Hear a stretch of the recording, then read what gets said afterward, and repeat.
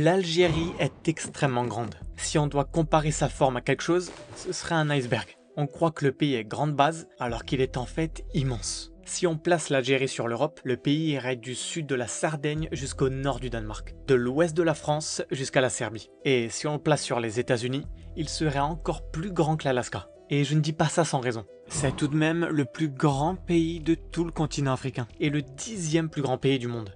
C'est pas mal. Mais c'est aussi un des pays les plus étonnants.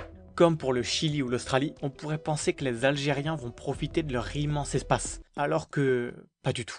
90% d'entre eux vivent sur seulement 10% de leur territoire, c'est-à-dire un territoire qui fait la moitié de l'Espagne, ou alors la taille de l'État du Nevada.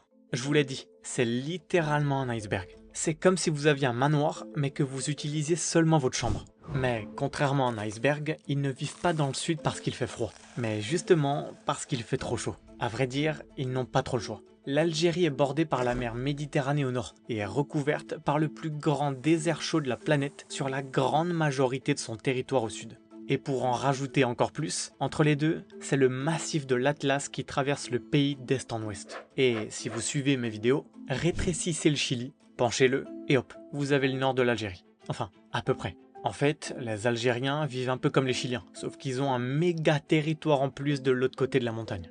Et quand je dis immense, je ne rigole pas. Sa capitale, Alger, est plus proche de Manchester que de sa partie la plus au sud.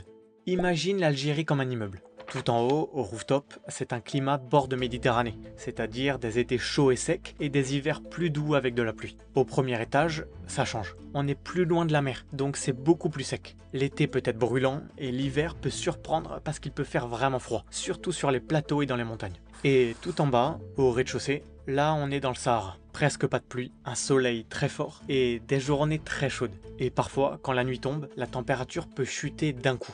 Voilà, vous avez votre immeuble. J'ai comparé l'Algérie à un iceberg, à un manoir et à un immeuble. C'est beaucoup de comparaisons, je sais. Mais il en reste une à faire. Si l'Algérie était un animal, ce serait un chameau. Salut. Elle possède de grandes réserves d'hydrocarbures. L'Algérie est en 2022 le 16e producteur de pétrole et le 10e producteur de gaz naturel. Et il est le 7e exportateur de gaz naturel au monde. Les réserves de pétrole de l'Algérie se classent au 15e rang mondial et celles de gaz naturel au 13e rang mondial. Ce n'est pas rien.